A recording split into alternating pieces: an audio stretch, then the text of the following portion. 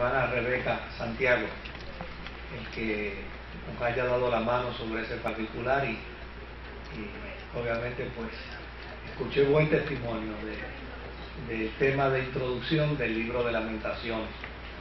Y hoy pues vamos a discutir un poco el capítulo 3 del libro de Lamentaciones.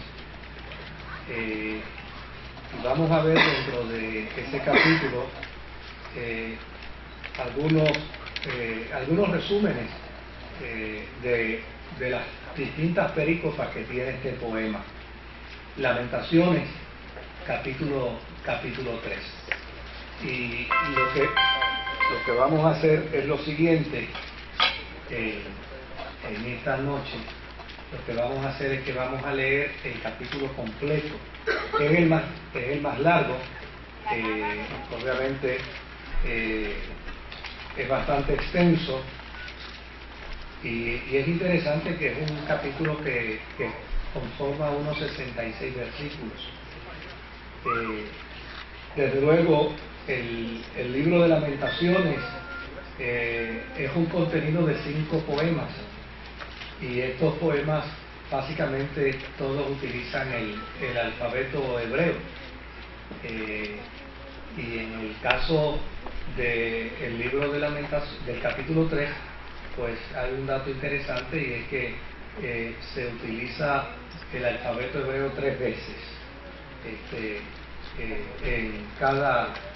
En cada versículo se utiliza entonces, en cada 3 versículos se utiliza entonces una letra del alfabeto.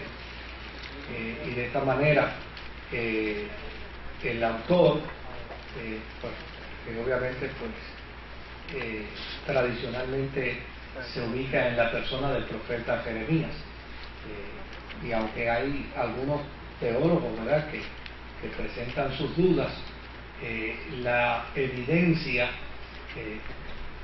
y obviamente la relación que hay entre el documento y la vida del profeta, pues no hay por qué dudar que pudo haber sido el profeta Jeremías el autor de estos poemas.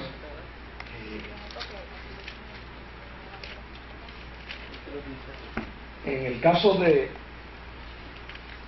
este capítulo 3, pues vamos a ver tal vez cosas con las que nos podemos identificar y con las que nos podemos relacionar cada uno de nosotros. Dice el capítulo 3 de Lamentaciones: yo soy aquel que ha sufrido la aflicción bajo la vara de su ira. Me ha hecho andar en las tinieblas, me ha apartado de la luz. Una y otra vez y a todas horas su mano se ha vuelto contra mí. Me ha marchitado la carne y la piel, me ha quebrantado los huesos, me ha tendido un cerco de amargura y tribulaciones. Me obliga a vivir en las tinieblas como a los que hace tiempo murieron. Me tiene encerrado, no puedo escapar. Me ha puesto pesadas cadenas. Por más que grito y pido ayuda, él se niega a escuchar mi oración. Ha sembrado de piedras mi camino, ha torcido mis senderos. Me vigila como oso agazapado, me acecha como león. Me aparta del camino para despedazarme, me deja del todo desvalido. Con el arco tenso me ha hecho el blanco de sus flechas, me ha partido el corazón con las flechas de su aljaba. Soy el hazme reír de todo mi pueblo, de todo el día me cantan parodias. Me ha llenado de amargura, me ha saturado de hiel. Me ha estrellado contra el suelo, me ha hecho morder el polvo, me ha quitado la paz. Ya no recuerdo lo que es la dicha, y digo, la vida se me acaba junto con mi esperanza en el Señor. Recuerda que ando errante y afligido, que me embargan la hiel y la amargura. Siempre tengo esto presente y por eso me deprimo. Pero algo más me viene a la memoria, lo cual me llena de esperanza. El gran amor del Señor nunca se acaba y su compasión jamás se agota. Cada mañana se renuevan sus bondades, muy grande es su fidelidad. Por tanto digo, el Señor es todo lo que tengo, en Él esperaré. Bueno es el Señor con quienes en Él confían, con todos los que lo buscan. Bueno es esperar calladamente a que el Señor venga a salvarnos. Bueno es que el hombre aprenda a llevar el yugo desde su juventud. Déjenlo estar solo y en silencio, porque así el Señor se lo impuso. Que hunda el rostro en el polvo, tal vez haya esperanza todavía. Que dé la otra mejilla a quien lo hiera y quede así cubierto de oprobio. El Señor nos ha rechazado, pero no para siempre. Nos hace sufrir, pero también nos compadece, porque Él es muy grande en su amor. El Señor no hiere y nos aflige, nos hiere y nos aflige, pero no porque sea de su agrado. Cuando se aplasta bajo el pie a todos los prisioneros de la tierra, cuando en presencia del Altísimo se le niegan al hombre sus derechos y no se le hace justicia, el Señor no se da cuenta. ¿Quién puede anunciar algo y hacerlo realidad sin que el Señor dé la orden? ¿Acaso no es por mandato del Altísimo que acontece lo bueno y lo malo?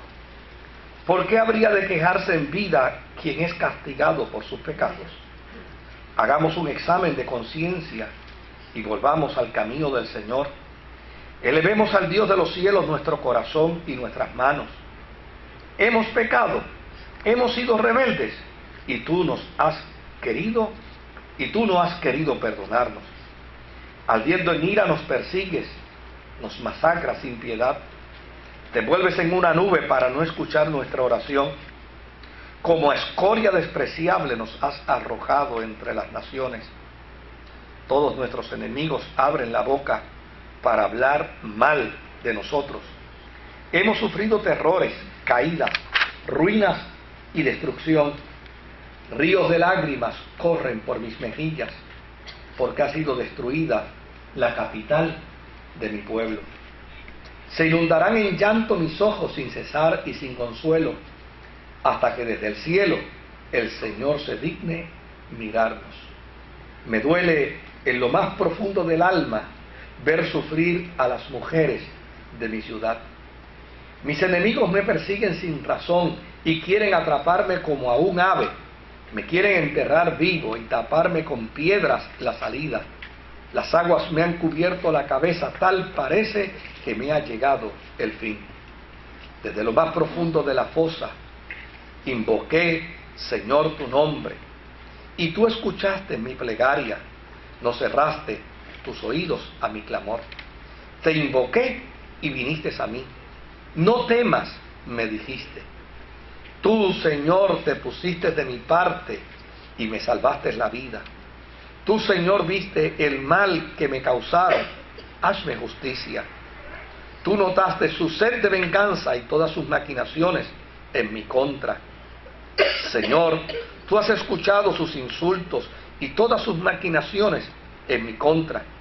Tú sabes que todo el día mis enemigos cuchichean y se confabulan contra mí. Míralos, hagan lo que hagan, se burlan de mí en sus canciones. Dale, Señor, su merecido por todo lo que han hecho. Oscurece su entendimiento y caiga sobre de ellos tu maldición. Persíguelos, Señor, en tu enojo y bórralos de este mundo. Jeremías. Digo. Lamentaciones.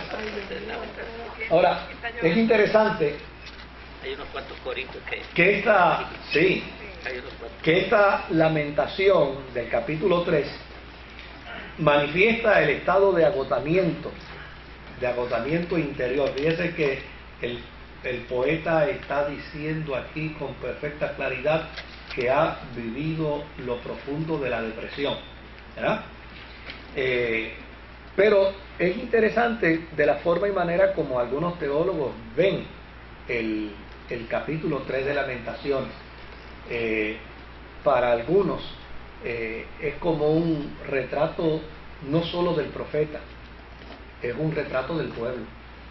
O sea, no es solamente aquí en el capítulo 3 el profeta hablando de su propia experiencia, es el profeta recogiendo las vivencias del pueblo en la deportación, en el cautiverio, en el dolor, en el sufrimiento. Y es la forma como recoge el profeta no meramente lo que él está viviendo, sino lo que está viviendo en conjunto el pueblo en Babilonia, el pueblo de Judá cautivo. De hecho, si observamos la lectura, a veces el personaje de este capítulo parece ser el profeta, pero en ocasiones parece ser el pueblo. Y desde luego, no solamente parece ser el pueblo, en ocasiones habla de forma tal que uno se puede identificar también con el capítulo. Es como si el poeta no solamente recogiera su propia vivencia de dolor y de frustración, sino que a la misma vez recoge la del pueblo, pero tiene el cuidado en su estilo y en su género de que cualquiera que lo lea se pueda identificar con él. Por esa razón aquí el licenciado dice que hay varios coritos dentro de este capítulo. Pues claro, porque el que lo lee no solamente ve la vivencia del profeta y no solamente ve la vivencia del pueblo en medio del sufrimiento, se puede identificar con el capítulo. Porque desde luego, cuando el ser humano vive la experiencia del sufrimiento, óigame, a veces no encuentra explicación a su sufrimiento, a veces no. Casi nunca encontramos explicación al sufrimiento. Y cuando no encontramos explicación al sufrimiento, vamos a Dios. Y la pregunta es, ¿y por qué no ir? O sea, ¿por qué no ir ante Dios? Él nos va a permitir que vayamos ante Él. Yo creo que yo les conté a ustedes la experiencia que yo viví con un hombre que vino porque quería que yo fuera testigo de las malas palabras que él le quería decir a Dios aquí en este altar. Y se las quería decir no porque era ateo, no porque era impío, era cristiano, pero las experiencias que había vivido a lo largo de esos meses, oigan, le llevaban a esa profunda depresión y a ese gran coraje. O sea, un hombre que había salido de su tierra con $800,000 en el bolsillo para hacer un gran negocio, y a la vuelta de 6 meses los había perdido todos.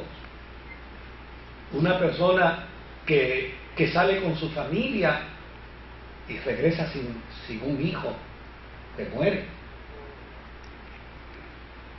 Que sale con su familia y como consecuencia de esa desgracia tiene entonces que recluir en un hospital psiquiátrico a una de sus hijas.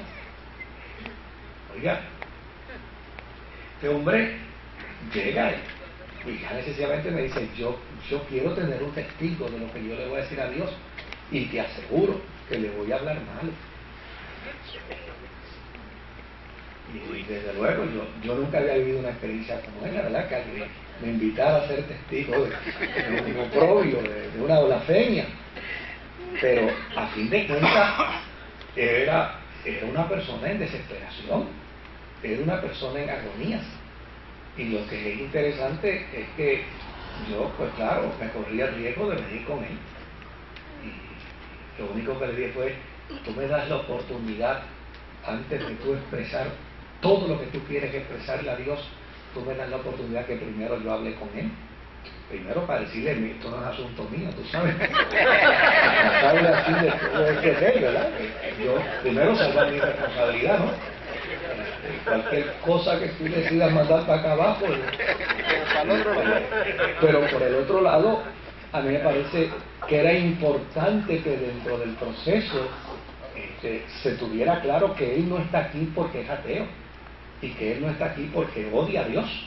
Él está aquí porque tiene dolor. Él está aquí porque tiene sufrimiento. Y él está aquí porque no ha entendido, lo que le ha sucedido. Óigame, y cuando uno no entiende lo que le sucede en la vida, no tiene por qué sentirse avergonzado de lo que le plantea Dios, si no lo entiende. Ahora, lo que es importante es que cuando nos acercamos aquí al altar, yo le dije a Dios, yo no te pido meramente que lo escuches, yo te pido que tú le veas el corazón. Y yo te aseguro que cuando tú le veas el corazón, tú mirarás que en su corazón, a pesar de que tiene dolor, Él te ama. Y cuando yo terminé de orar, te dije, adelante, dile a Dios todo lo que tú quieras ahora. Y no le salía una sola palabra. Todo lo que salió de sus labios fue, tú sabes que tengo mucho dolor, pero te amo mucho. O sea, cuando uno lee este capítulo 3 de Lamentaciones, ¿no?, uno ve la riqueza del capítulo. Porque tal vez alguien dirá, oye, pero este es un irrespetuoso, atrevido, que ha tratado a Dios de perseguidor, ha tratado a Dios como una fiera salvaje. Tú eres un león salvaje que me has acechado en el camino. Tú eres un león cazador. Me desviaste del camino, me sacaste del camino para entonces atacarme y destruirme. Tú eres un torturador. Tú eres un salteador. Oiga, lo que está diciéndole a Dios, querido, o sea, pero es un hombre en desesperanza. Ahora, lo que es interesante es que dentro de ese proceso uno puede ver la riqueza no solamente literaria, ¿verdad? De un capítulo que puede presentar a veces un lamento individual, que puede presentar un lamento colectivo y que puede inclusive invitar al lector, identifícate con esta situación, sino que por el otro lado, en este planteamiento, él reflexiona y vuelve en sí y descubre que en medio de su desesperanza hay esperanza.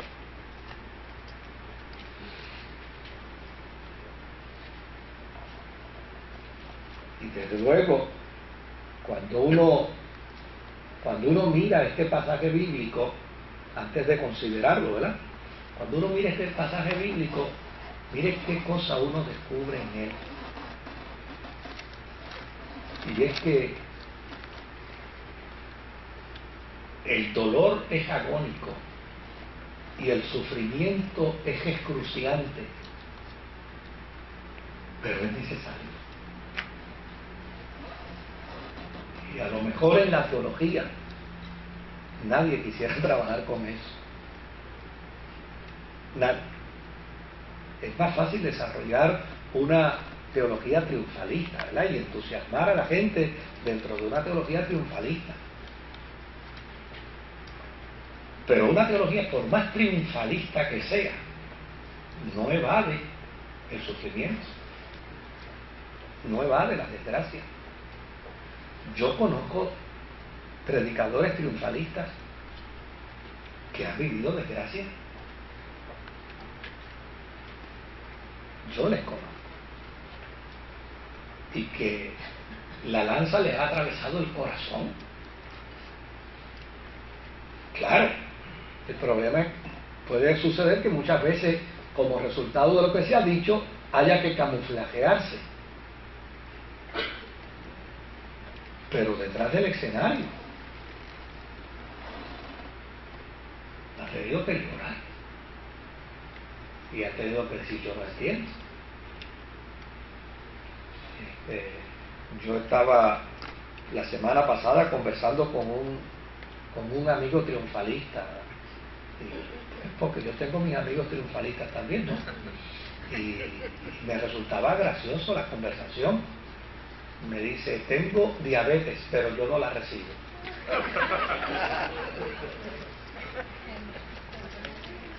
Yo le decía, ¿está en alguna insulina o algo? Sí, sí, pero yo no la recibo. Ah, ok. Eso es una enajenación. Eso es vivir enajenado de la vida. Yo conocí un pastor precisamente que se murió porque dijo que él era pastor y Dios tenía que curarlo, porque el Salmo decía, tú curas todas mis enfermedades, y se murió. Se murió. Vale cualquiera. Pastor, ¿sabes? Sí, pues claro. Entonces, fíjense aquí el elemento, o sea, la gente no entiende, pero, por ejemplo, yo, ¿cómo se llama este presidente que fue presidente de África, de su tierra, Nelson Mandela? Nelson Mandela. O sea, el Nelson Mandela que fue a la cárcel no es el mismo cuando salió de la cárcel. O sea, ¿y qué lo hizo distinto? ¿Qué lo hizo humano? El sufrimiento. O sea, cuando uno escucha el testimonio de Corrie ten Boom, no sé si alguno, o sea, esa mujer vivió el martirio de la persecución nazi y vivió la dolorosa y angustiosa experiencia de haber sido abusada sexualmente ella y su hermana por un soldado nazi. Y lo que es interesante es que toda esa experiencia de sufrimiento la transformó y la cambió a tal punto que en la eventualidad tuvo que cuidar al hombre que malogró sus sueños y tronchó su meta. O sea, el sufrimiento. Frankel planteaba precisamente y decía que el que nunca ha sufrido no sabe nada. Es un enajenado de la vida, porque sufrir nos hace solidarizarnos con los demás. De hecho, me hubiera encantado, bueno, yo sé que algunos, ¿verdad? Algunos son muy santurrones y tal vez no, pero hay otros que son como yo, que no son tan santurrones. Yo no sé si ustedes han oído esa pareja de la década del 50 y del 40 que cantaban juntos dos canciones simultáneas, Quique y Tomás, ¿verdad? Pues Quique y Tomás tiene en uno de sus discos, yo tengo, ¿verdad? Si tengo que pedirle perdón a alguien, ¿verdad? Pero yo tengo prácticamente toda la colección de su música. Y tienen un poema inédito sobre el sufrimiento y sobre el dolor. ¿Y sabe qué es lo que me encanta de ese poema? Cuando, ya terminando, dice, tu dolor que agarraste al Galileo y lo convertiste en rey.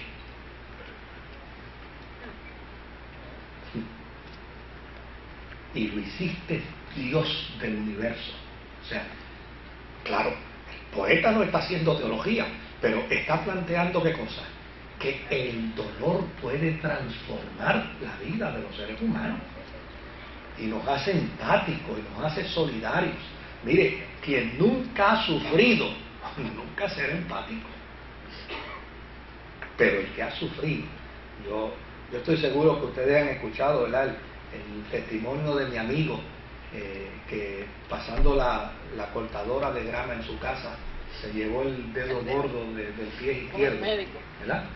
Y fue al médico y la esposa lo llevaba. De hecho, ella habló conmigo esta semana y la esposa lo llevaba en su carro y llegaron a la sala de emergencia del hospital y allí inmediatamente lo entraron a la sala de emergencia y el doctor cuando lo vio le dio un beso en la frente y él digo, pásamelo por acá, y él miró a la esposa y dijo, no te me despegues. y le ha dado un beso en la frente así, porque sí. Imagínate cuando me meta para allá adentro y me anestesia, que no te me despegue. Y cuando lo metió adentro, volvió de nuevo y le dio otro beso. Y él ya estaba diciendo, aquí está mi esposo el testigo, a este yo lo voy a reportar, a este yo lo voy a demandar, esto es muy irrespetuoso, ¿por qué? Y desde luego le dice, mira, te va a doler un poco el proceso de la anestesia, pero no te preocupes, que ya verás que todo va a salir bien, yo voy a tratar, ¿verdad?, de poder manejar esta situación. Al ratito le digo, mira, no te puedo salvar el dedo, hay que ya practicar. Y volvió y le dio otro beso más. Y desde luego, pues, mi amigo dice que más que el dolor era indignación, era coraje. ¿Qué tiene que estar este tipo besándome a mí? Pero después que terminó el trabajo, le digo, yo te aseguro que a ti te ha intrigado, ¿verdad?, el que yo te haya abrazado y te haya besado en la cabeza en un par de ocasiones. Y él le dijo, pues hablando verdad, sí. Hablando verdad, sí, a mí me ha molestado. Le dice, mira, ¿sabe por qué lo hice? Porque la semana pasada a mí me pasó lo mismo. Y se quitó el zapato y le enseñó. Y le dijo, ¿y sabes qué? Cuando vine al hospital no había nadie. Y tuve yo que dirigir a una enfermera graduada para que ella misma hiciera el procedimiento. Y yo me dije a mí mismo, nunca jamás alguien sufrirá una situación como la que sufrí yo. Yo bromeando le digo al amigo, ¿y si te le pediste otro beso, vaya? Deme otro beso. El sufrimiento. O sea, cuando el autor de los Hebreos dice que tenemos a un sumo sacerdote que sabe que sabe compadecerse de nosotros. Oiga, cuando alguien se compadece de alguien es porque reconoce que en esa persona hay sufrimiento. Ahora, ¿por qué Jesucristo sabe compadecerse de nosotros? Porque Él es el siervo sufriente. Claro, a mí me encantaría hablar de una teología triunfalista, pero el problema es que el sufrimiento va a venir, por más que digamos no. Hay más posibilidades de sufrir que de triunfar sin sufrir. ¿Me entendió? Porque se triunfa mejor a través del sufrimiento, por más gratuita. Ahora, se disfruta más el triunfo con no, el sufrimiento. Pues claro Quiere que sí. un triunfo sin sufrimiento. Claro que sí. Ahora, fíjese todo lo que hace, del verso 1 hasta el verso 18. Fíjese todo lo que dice. Aquí el poeta está diciendo, yo soy aquel que ha sufrido la aflicción bajo la vara de su ira. Me ha hecho andar en las tinieblas, me ha apartado de la luz una y otra vez a todas horas. Su mano se ha vuelto contra mí. De hecho, cuando uno lee en el verso 18, dice, y digo, la vida se me acaba junto con mi esperanza en el Señor. O sea, fíjense lo que este hombre está diciendo. Se me acaba la vida, pero se me acaba también ¿qué? La esperanza.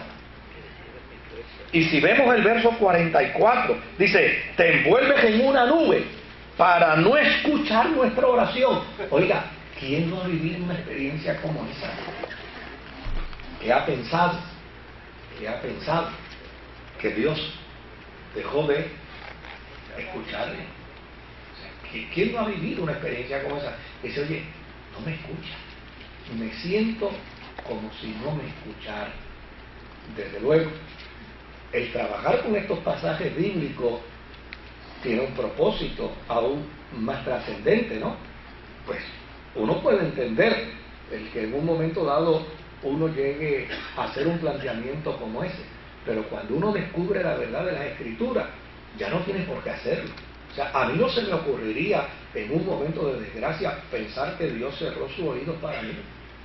Yo recuerdo una vez que estuve en una iglesia y se me acercó una hermana y me dijo, pastor, yo siento como si Dios no me escuchara. Yo le dije, ese es el gran problema suyo, que ha hecho de la vida cristiana una de sensaciones y de sentimientos.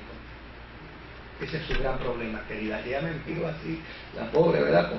Me dice, la vida cristiana no es asunto de sentir. Jesús no le dijo a Marta, te he dicho que si sientes. La vida cristiana es asunto de creer. Es de creer. Es de convicción. Le dije, hermana, esto no es asunto de sentir, esto es asunto de creer. Entonces, desde luego, yo no he leído en la Biblia por ningún lado que Dios está en el cielo esperando que mi oración llegue a Él. Lo que yo he leído en las Escrituras es lo contrario, que Él inclina su oído para escuchar mi oración. Y lo único que yo tengo que hacer es creerlo. O sea, yo no tengo que levantarme por la mañana para ver cuánta sensación de Dios tengo, cuánta pulsación de Dios puedo percibir, si se sentó al lado mío o no se sentó al lado mío. Yo no tengo que preguntarle nada de eso. Yo lo que tengo es que caminar creyendo que Él está. Y la Biblia dice que para el que cree, todas son posibles. Ahora, el propósito de pasajes bíblicos como este no es meramente justificarla. Claro, yo puedo justificar la conducta de aquí hacia atrás, pero una vez me veo dentro del pasaje bíblico, pues tengo que entonces desarrollar en mi experiencia de vida cristiana una convicción mayor y una madurez mayor. Créanme, o sea, de hecho cuando a mí me metieron a sala de operación para extirparme el tumor canceroso de 5 libras, me habían puesto una inyección a base de cáscara de huevo, y el doctor me dice, mira, tú no eres alérgico al huevo. Le digo, bueno, yo no como lácteos, pero no soy alérgico. Me dice, es que esta inyección es a base de cáscara de huevo. Y después que me la puso, me dijo, ahorita te vas a dormir. Yo me acuerdo que ya viendo borroso a mi esposa, me sonreí con ella y le dije a Dios, ay bendito, eso fue lo peor que yo hice, porque ella pensó que yo le estaba diciendo Dios a la eternidad. ¿Verdad? Y ella me dice, nunca me vuelvas a hacer una se veía medio empañada, y yo dije, para que se sienta cómoda, déjame sonreír y decirle adiós. Y la pobre se fue para la capilla del hospital y allí empezó a llorar, y para colmo de males, mi cuñado, que fue el que me operó, le dijo, esta operación puede durar de 6 a 8 horas, y a la hora salió. Y obviamente pues salió a buscarla a ella, y entonces cuando oyó por los altoparlantes que la estaban llamando que se viera, entonces menos quería subir, y no, entonces imagina, porque ella no podía comprender. Ahora ella dice, ¿por qué tú hiciste eso? Digo, bueno, porque mi madurez de vida cristiana me lleva a pensar de otra manera. Tal vez así yo lo hubiera pensado en otro tiempo, pero ahora no. Ahora yo creo que uno tiene que desarrollar madurez de vida cristiana. Es decir, pues mira, si vivo para el Señor vivo, y si muero para el Señor, viva o muera, pues yo soy del Señor. Y además de que yo recuerdo una vez que yo le di a la iglesia, pregunté a ¿cuántos tenían miedo a la muerte? Y levantó la mano un montón de gente. Les tengo buena noticia, se van a morir. ¿Por qué? Porque por tenerle miedo a la muerte nadie vive. Se muere el que no le tiene miedo y el que le tiene miedo. Ahora, la gran ventaja del que no le tiene miedo es que disfruta mejor la vida. La disfruta mejor.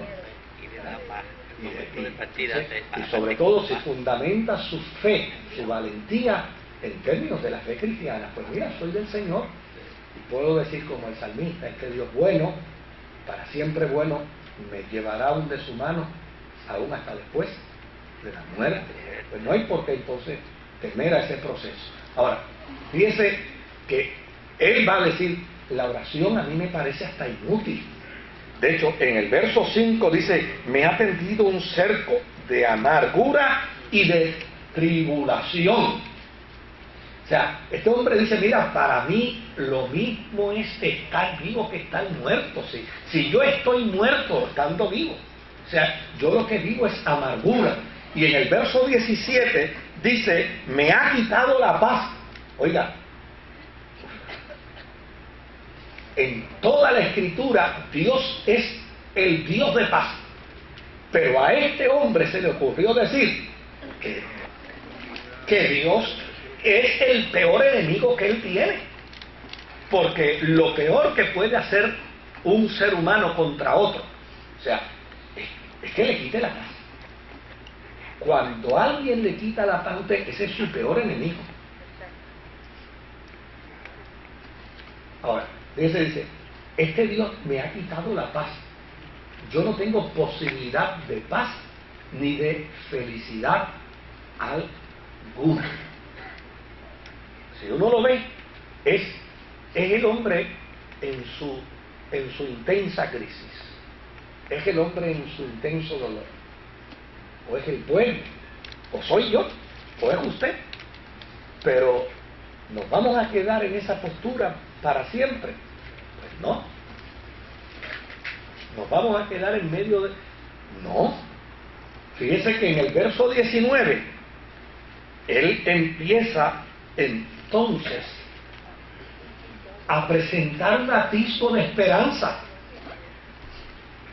y hacer dentro de su planteamiento unas confesiones de fe y unas confesiones de esperanza que las leemos precisamente desde el verso 19 hasta el verso 33.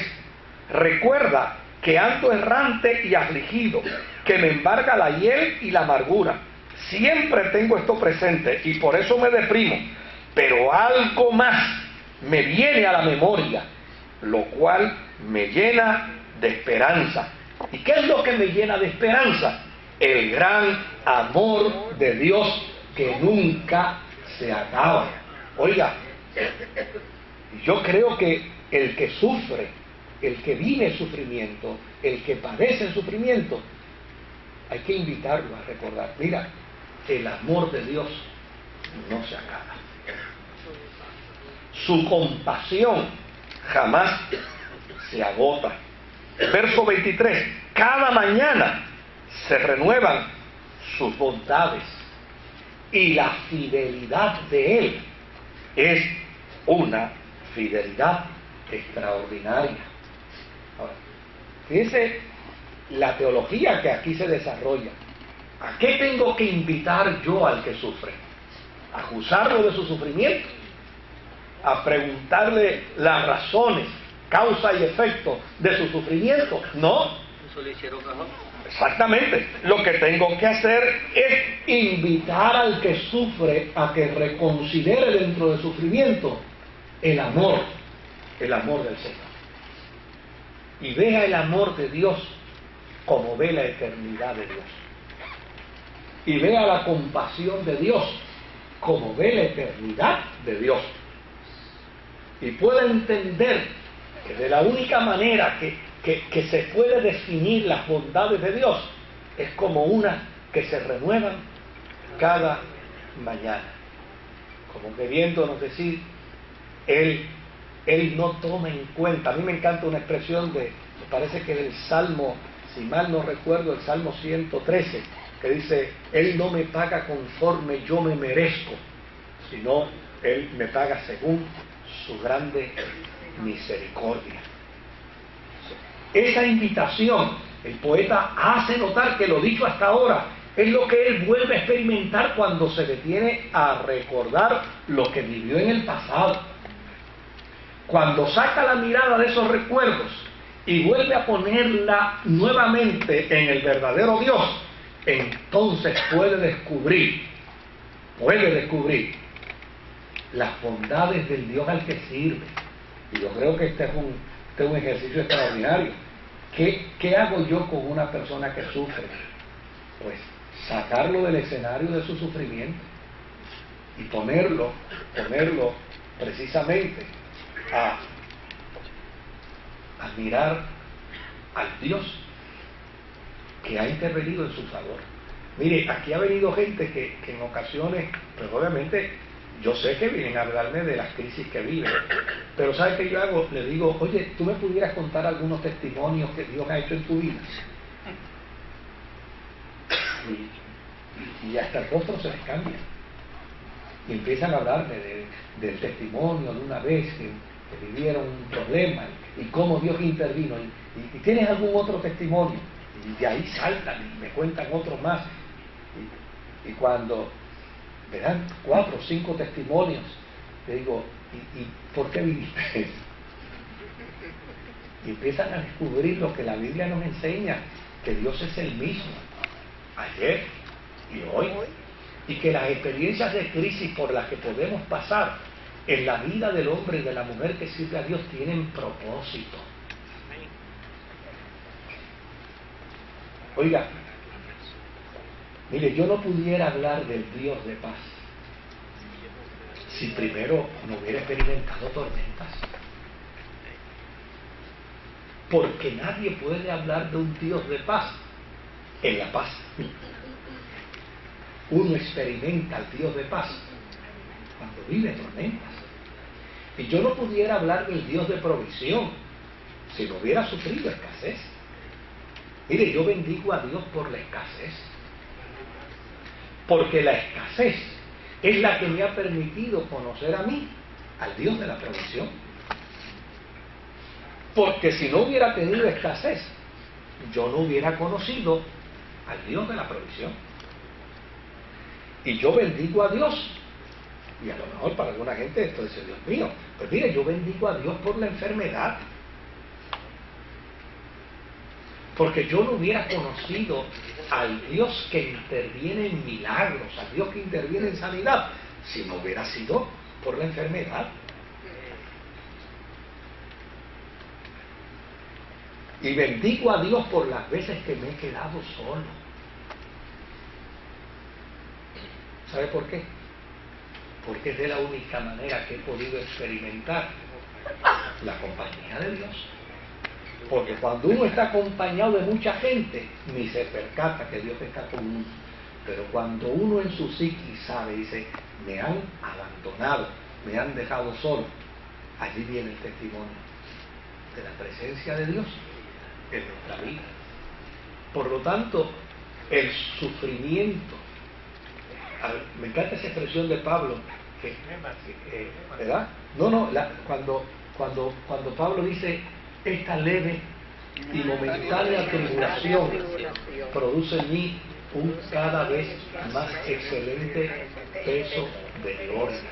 O sea, fíjense que Pablo no está hablando de un triunfalismo, está hablando de tribulación, está hablando de sufrimiento, está hablando de crisis, está hablando de adversidad.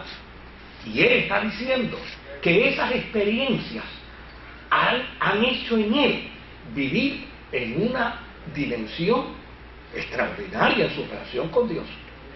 Porque puede experimentar paz el que vive en tormenta, puede experimentar provisión el que vive en escasez, puede experimentar salud el que vive en enfermedad, puede experimentar compañía de Dios el que está solo. Entonces, las crisis no son para nuestra destrucción. No son para nuestra destrucción. Mire, ni siquiera la muerte es para nuestra destrucción. Yo tenía un amigo que yo quería mucho y murió. Y cuando fui a la funeraria, pues obviamente me conmovió verlo muerto. Y en silencio, pero de manera audible, dije, Dios, ¿por qué no lo sanaste? Y la persona que estaba a mi lado me escuchó. ¿Y sabe qué me dijo? Él lo sanó. Lo llevó a su presencia. Y en su presencia es la máxima sanidad. Ya no hay enfermedad. Entonces, ese desafío de la vida cristiana es lo que nos presenta todo este pasaje bíblico. Porque Mire lo que dice el verso 25. Mire lo que dice el verso 25. Ustedes me van a perdonar que yo casi, en lugar de estar dando el estudio bíblico, estoy predicando, ¿verdad? Gloria a Dios. Me van a perdonar, ¿verdad?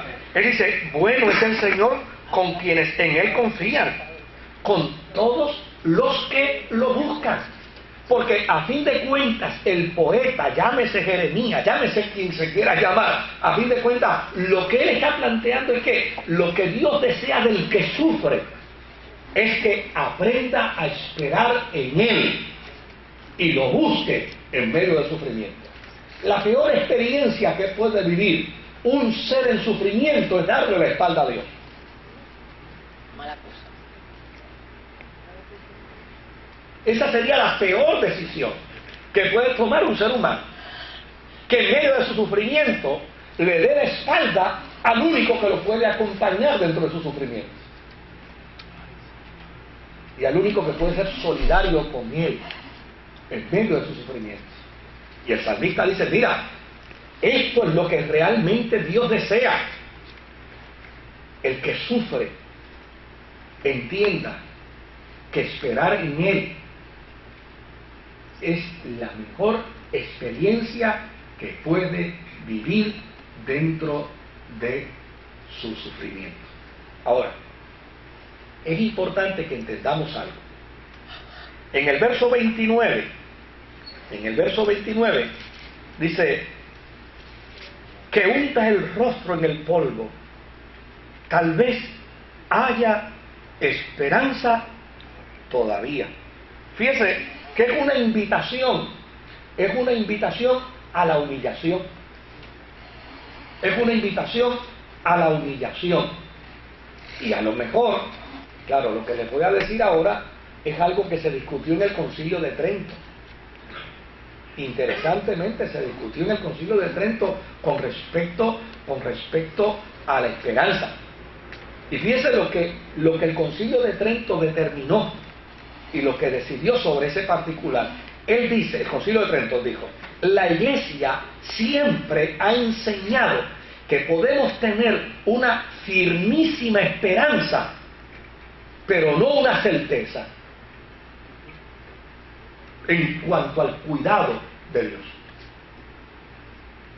Podemos tener una firmísima esperanza, pero no una certeza. Y a lo mejor hay gente que tal vez no pueda entender eso. ¿Cómo que eso? No tengo certeza de que Dios... No. El Concilio de Trento lo que quiere decir sobre el particular es que la postura de humillación del hombre y de la mujer en su interacción con Dios en medio del sufrimiento debe ser simplemente postrarse ante Dios por su grandeza, no por una conveniencia de prebenda. No sé si me estoy haciendo entender. Es postrarnos ante Dios porque Él está. No porque voy a decir, qué bueno que llegaste para que negociemos. Qué bueno que llegaste para ver qué logro de ti. No. Es que simple y sencillamente, fíjese que el poeta lo está diciendo aquí. Dice, mira, lo que es bueno es, número uno, reconocer que Dios desea del que sufre que lo busque. Que espere en su bondad y que en esa espera se conduzca de manera humilde, sin imponer, sin recriminar, sin exigir. Mire, de todas las historias que yo escuché del 9/11, hubo una que fue la que más me impactó.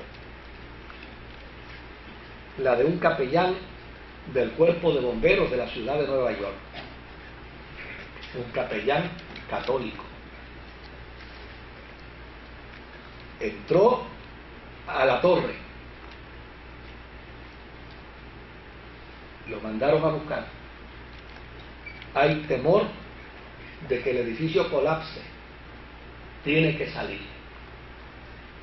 Y él pregunta, ¿y estos heridos? Y la respuesta que le dieron, la clave es escapar por su vida. El punto aquí No es cómo usted puede salvar. El punto aquí es cómo usted puede salvarse. Lo tomaron de la mano y lo alaron. Y él se resistió. Y dijo, no, yo no puedo irme de aquí si mis hermanos están aquí heridos. Y desde luego el que lo fue a buscar aplicó la regla. Pues si tú no te quieres salvar, yo me salvo. Y salió.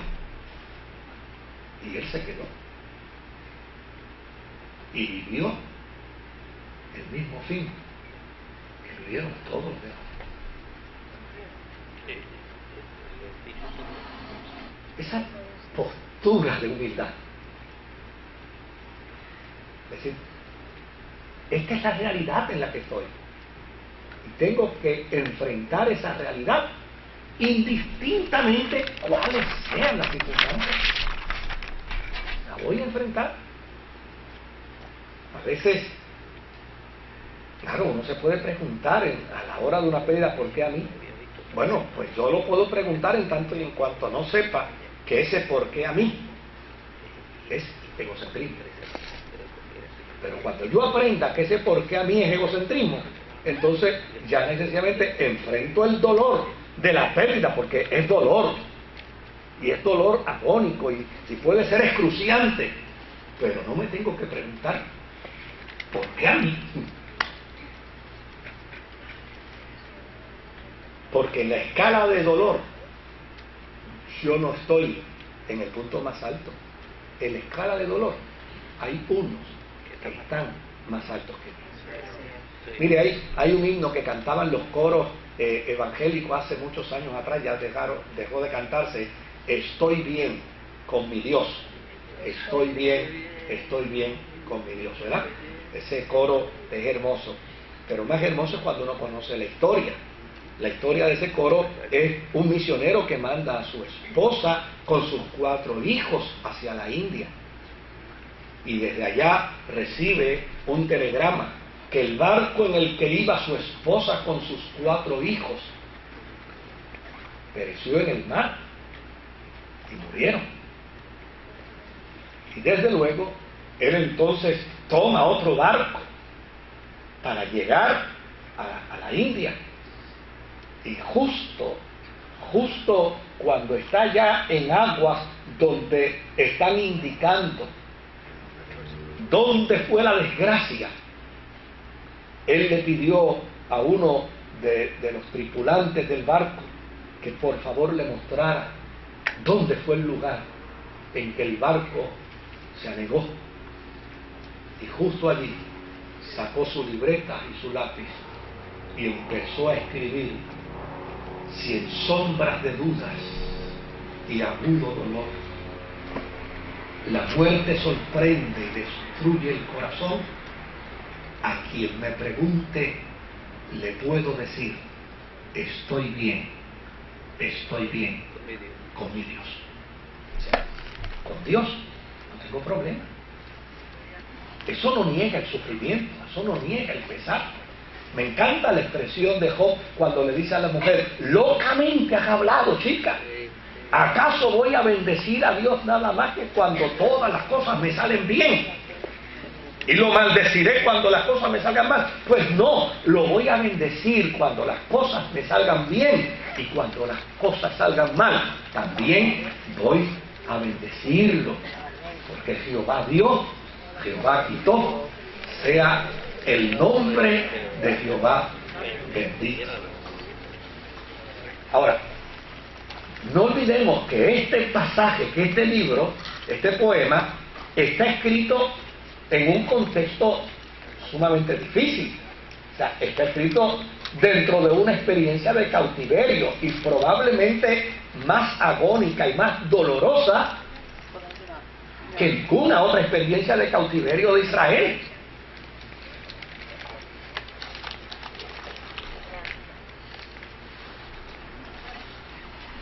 Y como dijimos al principio, el autor del poema está combinando la experiencia de lo que él personalmente siente, pero está también plasmando lo que el pueblo siente en su dolor. y lo que el pueblo experimenta como consecuencia del sufrimiento. Pero su tesis fundamental aquí es que el Señor no rechaza para siempre.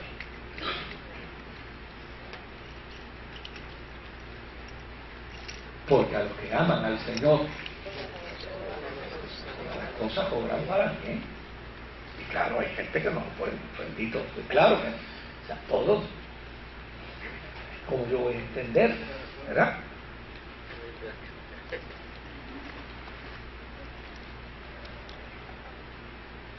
¿Qué otro planteamiento hace Jeremías dentro de este poema? Está en el verso 33. El Señor nos hiere y nos aflige, pero no porque sea de su agrado.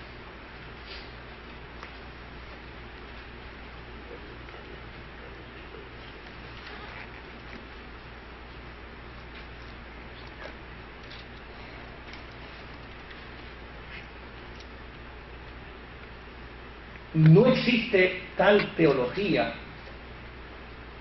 de una retribución como consecuencia de.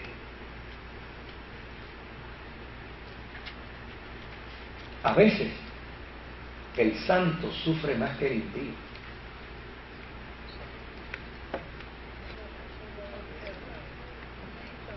Mire, ¿ha leído usted la carta a los hebreos con respecto a los héroes de la fe?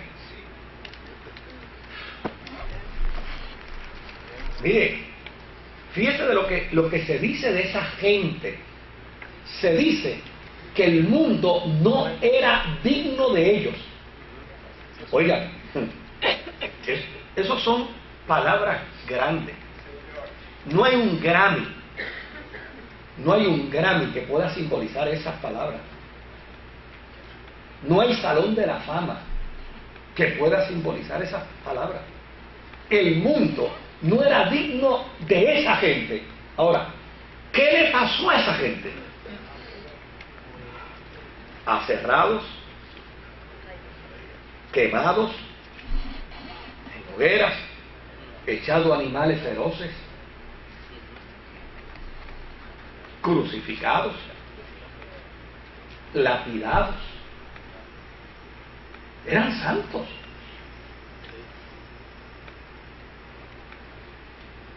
Vamos a sentarse a decir, óyeme, no eran tan santos nada cuando les pasó eso. No, querido, no. ¿No han leído el pasaje de Esteban entonces? No, eran santos. Pero es que para el dolor no hay explicación. No hay una ecuación que uno pueda decir, fulano sufre por tal o por cual cosa. Hay que cuidarse porque cualquiera cae en eso.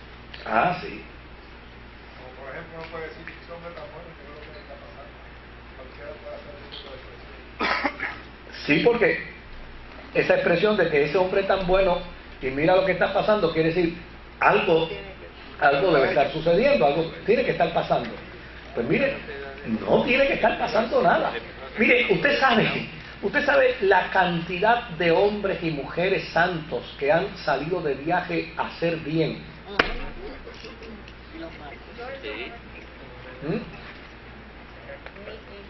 Nadie lo entiende.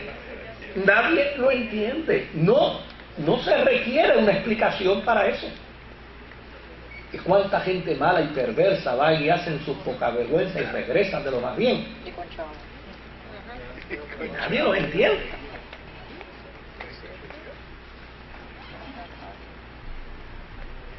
Ahora, si vemos los versos 34 al verso 54, que ya mismo vamos a concluir básicamente como Rebeca concluyó la semana pasada, porque obliga, ¿verdad? Pero fíjese, el poeta dice, si se confiesa la fe en un Dios que está comprometido con la vida humana, que no está lejos ni ignora el sufrimiento,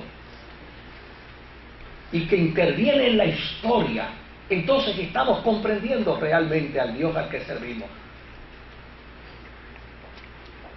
Porque a fin de cuentas lo único que a nosotros nos resta en el peregrinar de nuestra vida cristiana es reconocer nuestras fragilidades humanas. Pero ¿para qué las reconozco? ¿Para autocastigarme? No. Las reconozco como una posibilidad para preparar un futuro mejor. O sea, si erré en tal cosa, pues no debo sentarme ahora a esperar el castigo. Espérate, yo cometí este pecado y tiene que venir una retribución de mi pecado inmediata. No. Lo que tengo que hacer es que reconocer que si cometí esta falta, pues como Jesús le dijo, que a mí me encanta lo que Jesús le dice a la mujer tomada en adulterio, ¿verdad? Vete y no peques más. Vete y no peques más. Y a veces uno se pone a especular un poco sobre eso y digo, a mí me parece que Jesús lo que le quería decir era, vete y no peques más, no vaya a ser que la próxima vez yo no esté para salvarte. Porque si Él está, le da la oportunidad de nuevo. Pero si Él no está, aquellos sinvergüenza la van a apedrear. O sea,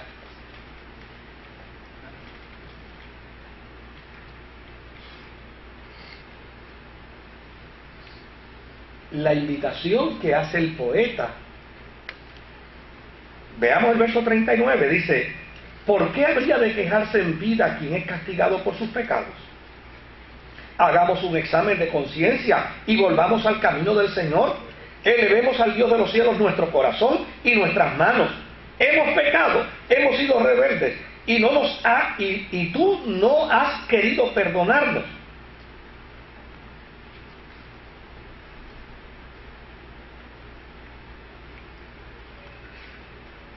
Fíjese el planteamiento. Es una invitación a reconocer el pecado propio. Reconócelo. Pero ve en el reconocimiento de tu pecado propio una posibilidad de preparar ¿qué? Un mejor futuro para tu vida. Hay gente que a veces piensan que porque han pecado ya no son dignos y no deben regresar. Y a mí me parece que Juan tuvo que haber visto el planteamiento de este poeta, cuando dice, mira, estas cosas yo las escribo para que no pequen, pero si pecan, óyeme, hay gente que dice, ya pequé, no vuelvo más a la iglesia, o ya pequé, no voy a interactuar más en el culto, ya pequé, no vuelvo, que me saquen de todo.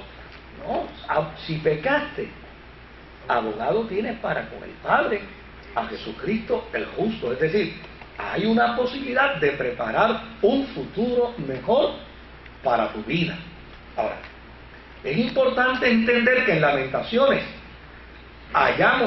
encontramos elementos que llevan a romper la rigidez de la cadena pecado-castigo. Por una parte, se tiene memoria de la ruina que sobrevino luego de la elogiada reforma religiosa que hizo Josías, ¿verdad?, en Israel. Y desde luego no podemos olvidar que Jeremías le estaba diciendo al pueblo que si abandonan a Dios van a sufrir ¿qué? Dolorosas y tristes consecuencias. Pero por el otro lado, este profeta sufriente de Lamentaciones no había pecado. Él no había fallado a Dios. Sin embargo, sufre igual que ¿quién? Que el pueblo. Es más, no se quiso casar. Yo no me voy a casar porque si me caso y tengo hijos, mis hijos van a sufrir. Pero él sufrió. Y fíjense aquí el elemento, esa rigidez que a veces tenemos desde el punto de vista del pecado-castigo. Pecado-castigo. Si pecaste, olvídate, tarde que temprano el pecado te va a alcanzar. Pues no necesariamente. Lo que alcanza son las consecuencias del pecado. Bueno, no siempre nos alcanzan todas. Hay consecuencias del pecado que nos alcanzan. Ahora, lo que es importante en el proceso es cómo puedo yo reflexionar para no volver de nuevo a pecar. O sea, eso es lo importante. Lo importante no es desarrollar una teología de que no peco, porque si peco Dios me castiga. Pero ¿y si pequé y no me castigó? A lo mejor quiere decir que no puedo correr otra chance. A lo mejor quiere decir que, bueno, tú sabes que a lo mejor esto no es tan malo, ¿no? ¿Verdad? Pues lo propio es entender, mira, indistintamente haya retribución por mi pecado, indistintamente haya consecuencias por mi pecado, mi deber y mi responsabilidad como cristiano es no pecar. Punto. No lo vuelvo a hacer. Me salió bien una vez, 2 veces, 3 veces. No lo vuelvo a hacer. No lo vuelvo a hacer. No es pensar, oye, ya lo hice 3 veces, ya me lo vuelvo a hacer porque en la cuarta es la vencida. No. No lo vuelvo a hacer porque he hecho una reflexión, he hecho una introducción en mi vida y he descubierto que no vale la pena pecar contra el Dios que me ama tanto. Fíjense lo interesante del planteamiento. O sea, por un lado, no necesariamente yo tengo que ver el castigo o la crisis, el sufrimiento, el dolor como un castigo de Dios. Yo no tengo que ver el sufrimiento como un castigo de Dios. Pero por el otro lado, no tengo que pensar que mi admonición para no pecar contra Dios es el temor a un castigo. Y esto me lo enseñó a mí Leoncio Vázquez cuando yo era un adolescente, un viejo que no sabía leer ni escribir, y para mí era el mejor predicador de aquel tiempo. Yo me sentaba a escucharlo. El día que Leoncio Vázquez, frente a la iglesia donde yo estaba, había una tiendita que vendían mantecado y vendían dulce y cosas, y los muchachos decían, vamos a comer mantecado. Y decían, no. Leoncio está predicando y yo lo tenía que escuchar desde el principio hasta el final. Y recuerdo el día que me dijo, ¿a ti te gustaría no pecar contra Dios? Y yo, ¿y eso se puede? Me dijo, vente para acá que yo te voy a decir cómo. Y él me planteó esta teología. Y me dijo, mira, para pecar contra Dios no hay que tenerle miedo al juicio, ni al castigo. Porque a fin de cuentas, si tu pecado tiene consecuencias, las vas a sufrir, pero puede haber un pecado que no tenga consecuencias.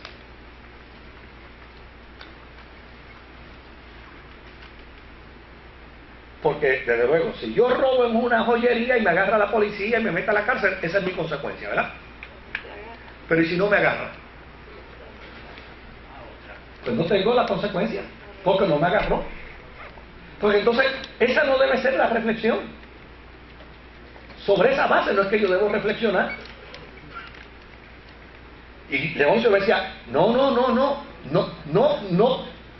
evites pecar porque le tengas miedo al juicio de Dios, ni porque Dios te va a mandar una consecuencia, ni dejes de pecar porque le tienes miedo al infierno. No. Aprende a no pecar contra Dios porque has amado con toda la pasión de tu corazón el sacrificio de Cristo en la cruz del Calvario. Y has descubierto que no vale la pena pecar contra un Dios que te ama tanto. Entonces, esa es la teología de este poeta, es la teología de este profeta, donde dice, mira, ya ha quedado demostrado que este concepto de pecado y retribución no es aplicable, no fue aplicable a la vida de Job. Y muchas veces en la experiencia de los salmistas tampoco fue aplicable. No te impacientes a causa de los malignos, ni tengas envidia de ¿qué? De los que hacen maldad, porque a veces a los malos las cosas les salen bien y a los perversos las cosas les salen bien. No se trata de eso. Mire, hace como como 6 meses atrás, hay una persona que nosotros pues queremos mucho y obviamente pues quería comprarse un carrito, se había ido para Estados Unidos y se había regresado a Puerto Rico y se quería comprar un carrito, ¿verdad? Entonces, pues vino donde mí y me dice, ¿tú me pudieras ayudar a comprar ese carrito? Porque yo no sé, bueno, déjame ver, yo voy a hacer esa asignación. Y un jueves, pues me metí en internet y allá encontré, por el área de Cagua, encontré un carrito, llamé y desde luego, pues me dijeron que me lo daban en 4.500 pesos, 4.800 dólares. Yo llamo a la persona y digo, ¿cuánto tú tienes? Me dice, yo lo que tengo son 4.000. Le digo, bueno, pues fíjate, probablemente este de 4.800 pesos lo podamos conseguir. Y me fui para allá, para Cagua. Y después que estuve hablando con el muchacho, finalmente logré que me diera el carrito para esta persona en 4.000 dólares. De hecho, en los aros de magnesio nada más, el muchacho me enseñaba los tickets. Mire, si esos aros nada más me costaron 1.500 pesos, quítaselo si tú quieres y ponle otro. Pero es que no tengo más ninguno. Bueno, pues se lo tienes que dejar, chico, pero bájame esos 800 pesos. Porque a fin de cuentas lo importante era que el carro estaba en perfectas condiciones. Entonces, desde luego, yo todavía para remachar, un muchachito joven, para remachar más, le digo, mira, a esta persona que tú le vas a vender este carrito es una persona tan honrada y tan honrada y tan honrada que si se encuentra, le digo, como pasó en mi casa, se encontró 50 dólares tirados en el patio y los puso en un sobrecito con una nota. Encontré este dinero en el patio, pensé que es suyo, aquí se lo dejo. Y le digo, esa persona es tan honrada. Me dice, pero es que eso era lo que tenía que hacer. O sea, el muchachito me resultó igualmente honrado. O sea, para él, pues es que eso era lo que tenía que hacer. O sea, el ser humano no tiene otra alternativa que ser honrado. Y eso era lo que me estaba planteando. No fue que, es que eso era lo que él tenía que hacer. Yo digo, oye, mejor así es verdad. Que yo me estoy topando en la discusión de dos honrados.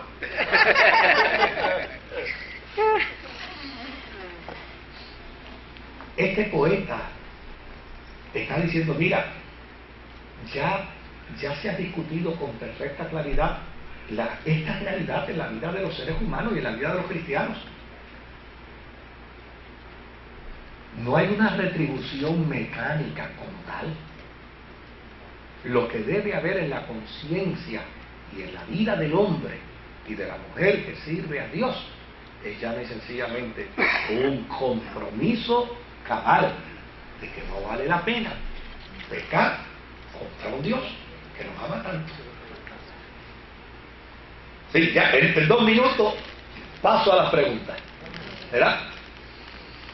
En el verso 42 al 54, claro, este escritor de Lamentaciones, pues es como si cayera de una crisis a un estado, ¿verdad?, de salud emocional, y de momento vuelve a caer en la crisis y se vuelve a recordar del momento de mayor dolor en que Dios tal parece que se había alejado definitivamente del pueblo y que lo había rechazado.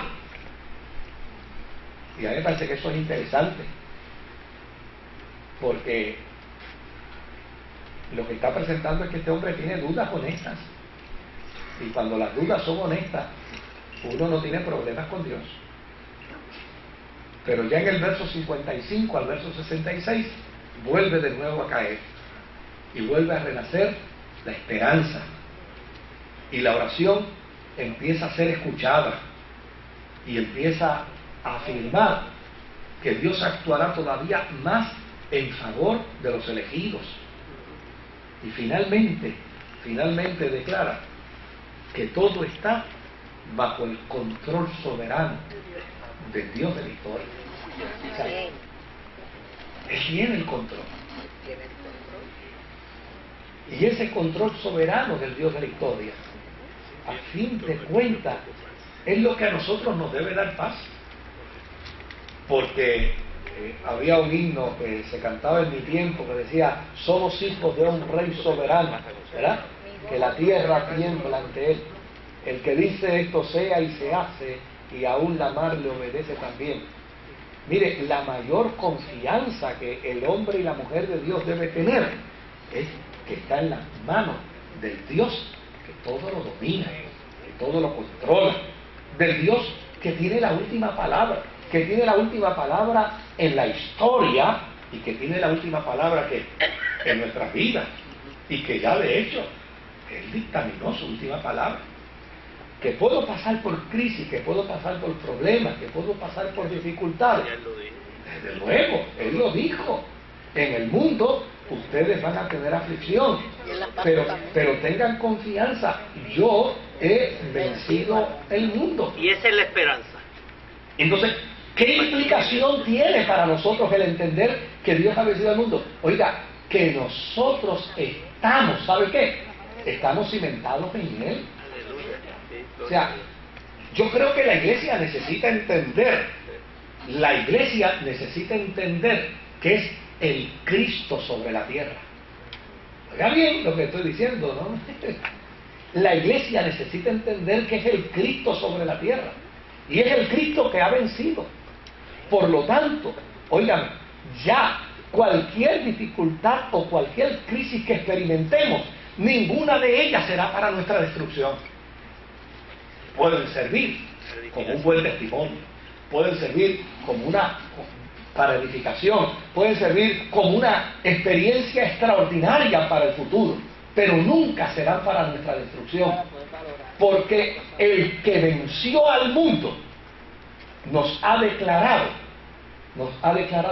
parte de su cuerpo. Por eso somos más que vencedores, porque obviamente a mí me han dado la victoria sin haber peleado.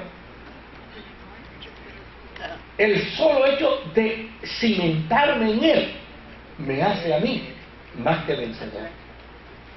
Por lo tanto, si estoy en Él, si yo estoy en Él, pues no se niega la realidad del sufrimiento, no se niega la realidad del problema, no se niega la realidad de la adversidad, pero ya estando en Él, si estoy en Él, Él ya venció. Por lo tanto, si Él venció, ya nosotros hemos vencido en Él. De eso es que se trata. Adelante. El micrófono. ¿Dónde está el micrófono?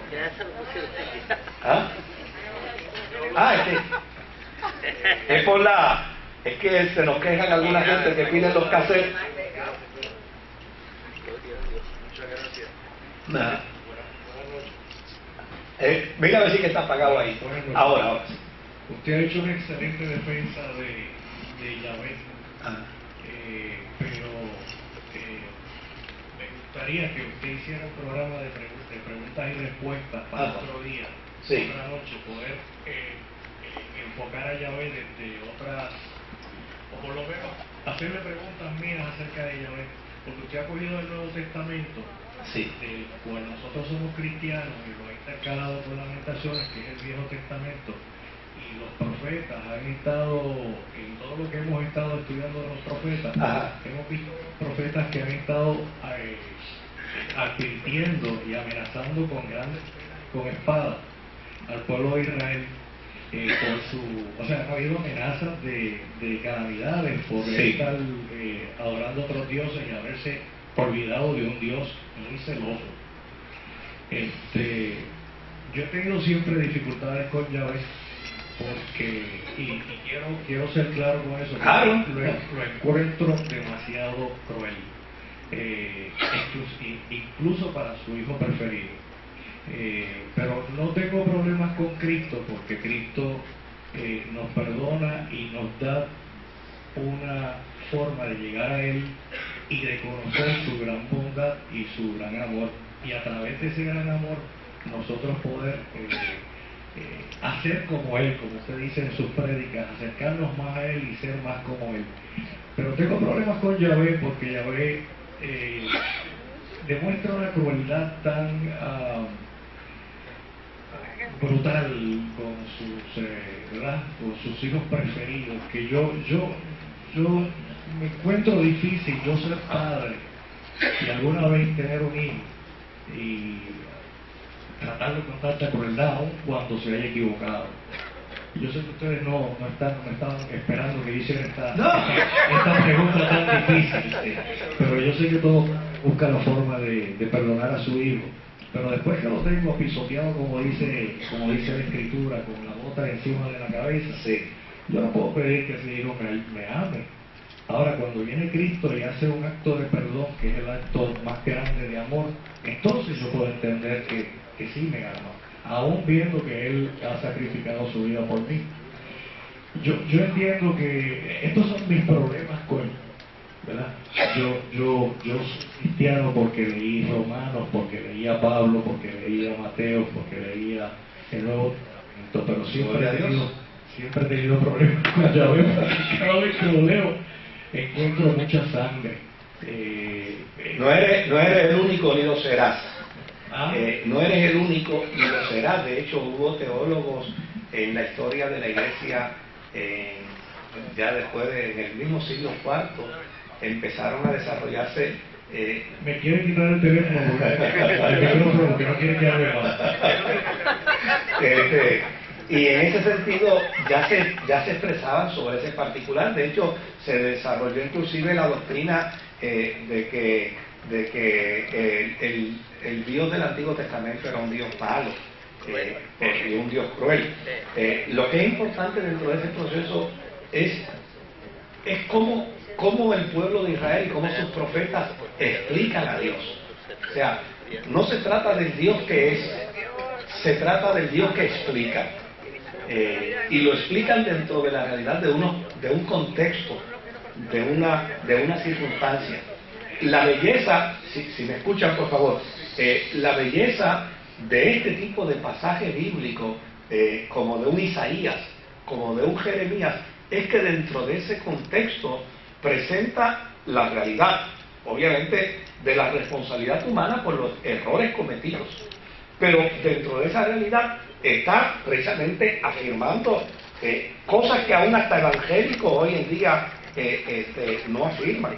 Por ejemplo, la cuestión esta de la retribución mecánica. Hay evangélicos que con todo el Nuevo Testamento hoy imponen una retribución mecánica cualquiera. Sin embargo, esta gente y estos profetas del Antiguo Testamento precisamente lo niegan y no lo aceptan.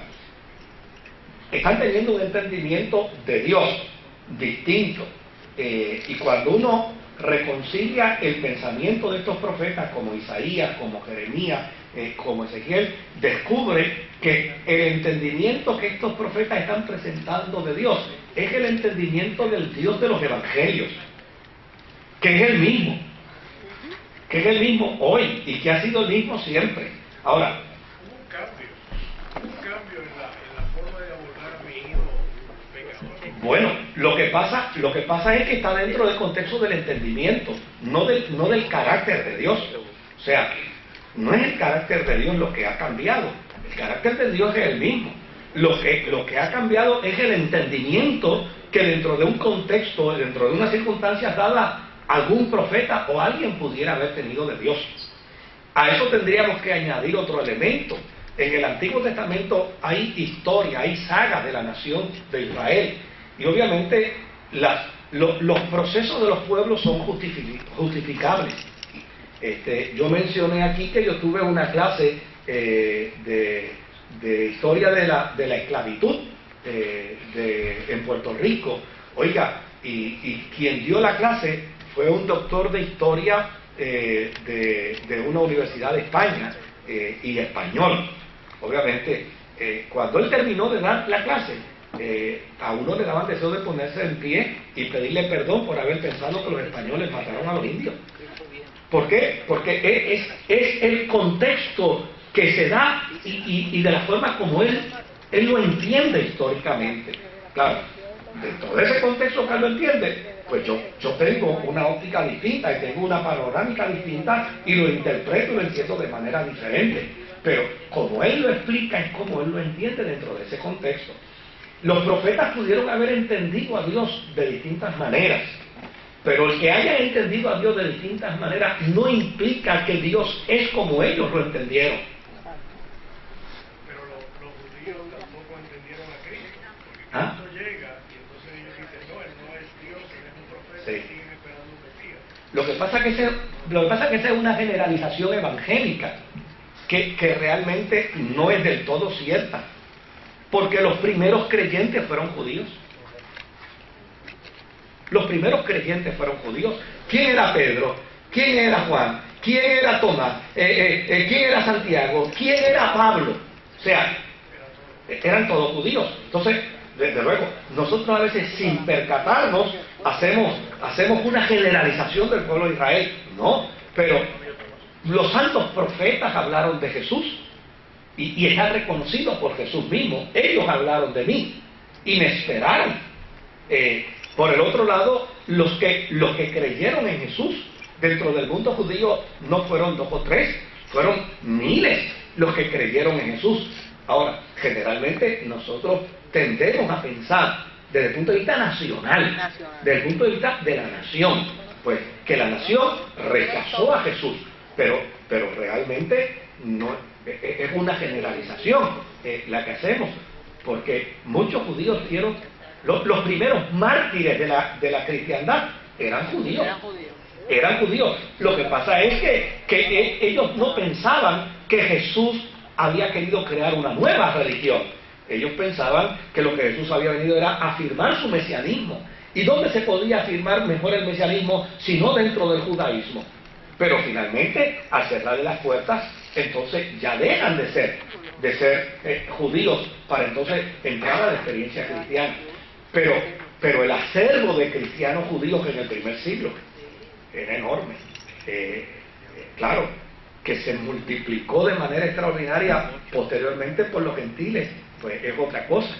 Pero no podemos pensar que todo Israel despreció a Jesús por estar vinculado a ese Yahvé del Antiguo Testamento que no nos lo tragamos.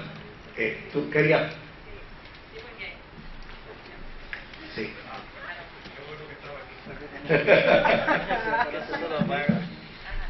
Es que también, siguiendo con su planteamiento, o sea, hay cuestiones de percepción y de perspectiva. Es como lo mismo el dolor. Una circunstancia en particular puede ser percibida por una persona a tal grado que entra en una depresión gravísima, en unos niveles depresivos, quizás totalmente diferente a lo que pudiera pasar en la misma circunstancia a otra persona que tiene una percepción diferente de la situación, una interpretación diferente, y entonces no es porque es más malo o más bueno, que es la categoría que casi siempre utilizamos para examinar muchas veces el texto bíblico, ¿ok? Es que sencillamente hay unas percepciones que se dan teológicas, unas percepciones históricas, unas percepciones sociales, porque el hecho de que nuestros padres y nuestros abuelos, quizás más nuestros abuelos, nos sentaran a lo que eran nuestros, o sea, lo que son nuestros padres, nuestros abuelos, en un guayo para castigarlos por lo que habían hecho, no justifica que dejaran de ser papá y mamá.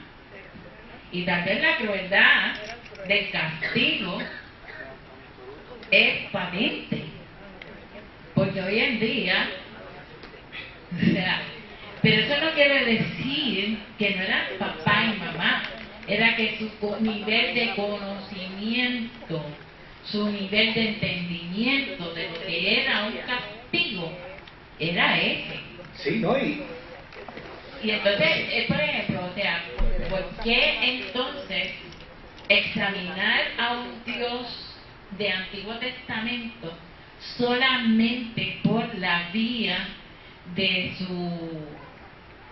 la crueldad, de la sanguíneo, cuando la Biblia desde Génesis lo que muestra como un hilo teológico en todo el sentido, y un hilo teológico que atraviesa el texto y el documento completo, es que siempre hay una certeza y una convicción profunda de que todavía hay, primero, un amor a Dios vigente, y no solamente un amor que se hace una realidad y patente en la vida humana, en distintas formas, que no incluye el sufrimiento. Porque cuando Jesús vio cuando Jesús vio al ciego, lo vio con ojos de gloria. Pero los fariseos los estaban viendo, ¿quién pecó? Su percepción era totalmente y diametralmente dañada, para decirlo así. Pero Jesús no lo contemplaba así. Ni pecó él ni sus papás. Es para que la gloria de Dios se manifieste. De hecho, y hay casos en el Antiguo Testamento donde sí podemos leer actos injustos. Pues porque los pueblos justifican sus actos. Los pueblos justifican sus actos. Y encontramos actos injustos donde inclusive la religión, el sacerdote de ese tiempo, decía que Dios había mandado. Dios mandó a matar. Dios mandó a destruir. Dios mandó a aniquilar. Pero después nos encontramos con unos profetas que dicen, hay de aquellos que dicen que Jehová ha dicho cuando Jehová no ha dicho nada. O sea, entonces, es interesante que entonces el problema de la percepción de Dios es un problema del individuo, no es del carácter de Dios. O sea, porque el Dios que se presenta en la Escritura es un Dios bueno, es un Dios bueno. Ahora, desde luego, ese mismo problema lo tienen también los musulmanes. Mire, desgraciadamente las malas noticias que nosotros tenemos del mundo musulmán son de 2 o 3 movimientos fanáticos, ¿verdad? O derechistas. Y entonces esos bandidos fanáticos que hacen daño y destrucción, pensamos que es todo el mundo musulmán. Y no es cierto. La inmensa mayoría de la gente musulmana no es gente terrorista, no es gente violenta, es gente de paz. Pero el gran problema que nosotros tenemos es que ya sencillamente, pues, las noticias que recibimos son de estos fanáticos. Pero también nos pasa en el mundo evangélico. ¿Cuántos fanáticos a veces no nos topamos?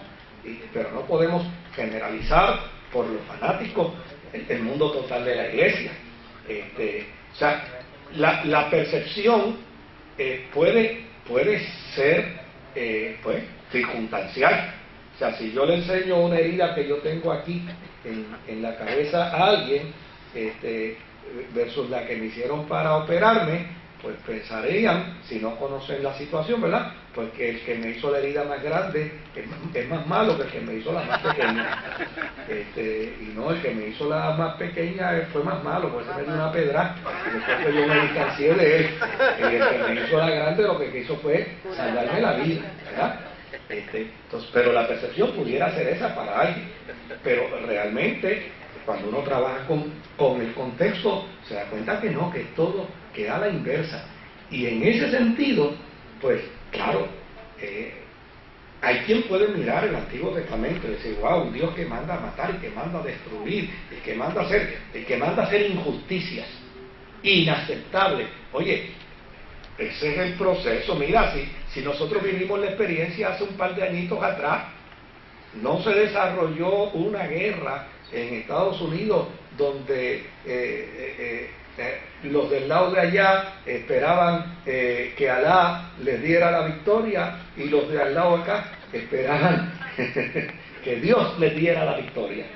Y yo decía, pero ¿y por qué estos sinvergüenzas ahora están metiendo a Dios en ese proceso?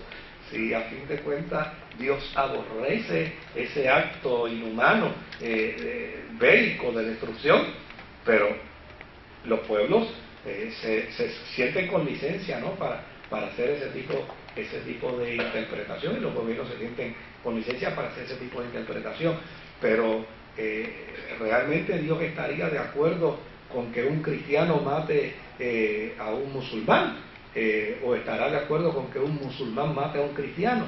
Pues ninguna de las anteriores, ni con uno ni con otro. Pero las percepciones pueden ser, cuando nos lean en la historia dentro de 50 o 100 años, van a decir, válgame Dios, los dioses de esta gente eran terribles. Pues, por un lado, los de los musulmanes querían matar a los cristianos y los de los cristianos querían matar a los musulmanes. Realmente son percepciones.